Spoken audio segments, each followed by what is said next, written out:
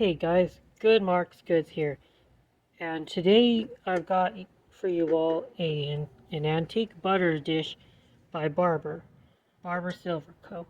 Look at it; it's quite a quite a beautiful butter dish, guys. Quadruple Barbour is definitely an antique company. They made very good pieces, and they have fans today. This one's numbered 98, I believe. Very ornate piece as far as butter dishes go. The dome is doesn't even fit. So I was wondering whether or not this was like supposed to be like this, and apparently it is. I found somebody else has one online on eBay, and they have the liner, but this one is a bit damaged. There's a couple imperfections like this right here,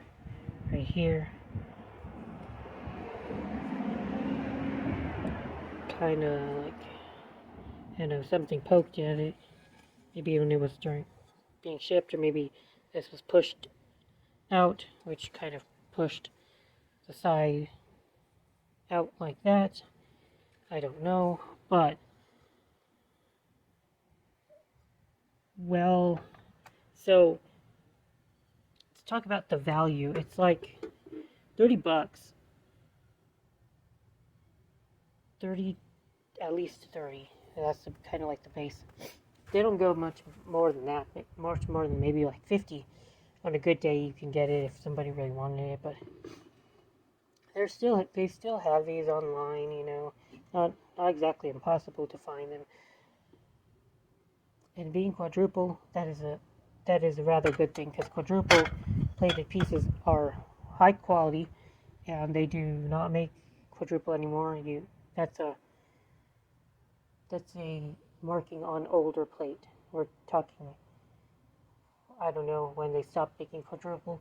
I would think in the at least before 1950 is what I would guess.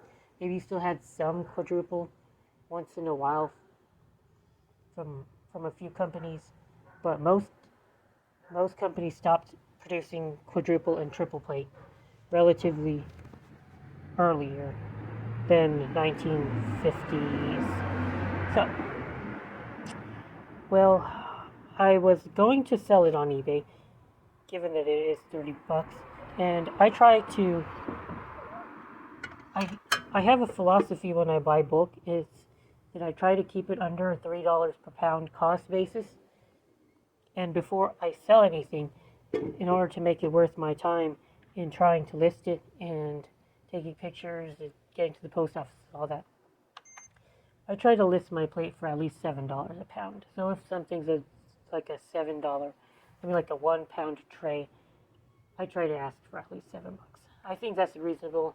A lot of people are willing to pay like $7 to $10 for a 1 pound decent looking tray. That's no frills. You might have a cup or something. It might be a half a pound. I'll ask at least, well, 6 or so, because I'm not really wanting to bother with anything less than $5. It's just not really worth my time to package it and get it out to the post office, especially when you have it by itself. But so as I was doing that and taking pictures, I noticed that you all see this. Zoom in. So here's this connection here. It fell off on this side. Now, I was wondering what to do with it at that point. I don't think it's worth keeping to try to repair. I mean, it might be. I might be able to find a piece that looks exactly like this and then be able to solder it off onto it, but that sounds like so much work, especially for something that's only worth maybe 30 to 50 bucks. So what I was thinking is, what if we decided to see just how much quadruple plate on? That was kind of like an idea of mine. I wanted to scrap a quadruple plate piece, because normally quadruple plate, being that it is more valuable, more sought after, and an older marking on plate, and it can easily go for $10, $15 a pound. You're going to be hard pressed to find quadruple plate people won't ask for at least like $10 a pound, or even like a creamer or something small. They know that they're looking at more antique stuff, so they'll charge you more. Makes sense. So, given that, let's see just how much we can expect from a piece of smart quadruple plate. Now, what does that mean, quadruple? There were two thoughts online when I was researching the topic, and that's either that quadruple is 4 times as thick, which makes sense to me, or it was being plated for 4 times as long. And that might not necessarily mean that it's 4 times as thick. If, say, the plating, and I don't know how exactly they plate, the science behind the plating is, I have a base guesstimate for how it works. But maybe as the pile of silver gets thicker onto the plate, on the piece, then it's going to be less than each subsequent like minute or whatever is going to be plating less silver because you're getting a thicker layer. And there's something to do with like electrochemistry between the anode and the cathode, or I don't know, and then you're depleting the silver in the solution. It's all very kind of complicated to me, and you could like map it out with formulas and research it if you really want to, but I was just wondering, is this piece going to be plated with 4 times as much silver or less than that?